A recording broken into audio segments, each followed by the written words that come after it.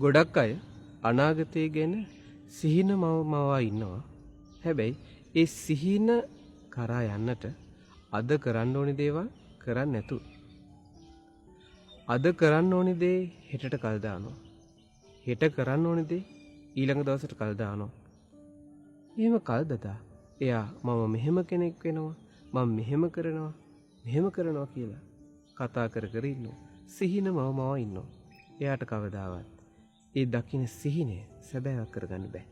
ඒ නිසා ඉගෙන ගන්න දරුවෝ අද පාඩම් කරන්න ඕන ටික අද පාඩම් කරන්න. හෙටට කල් දාන්න එපා. ඒ වගේම තමයි ගුණවත් වෙලා මෙලොව පරලොව යහපත උදා කරගන්න කැමති, ධර්මාවබෝධයට කැමති ඔබ දන් දෙන එක කල් දාන්න එපා.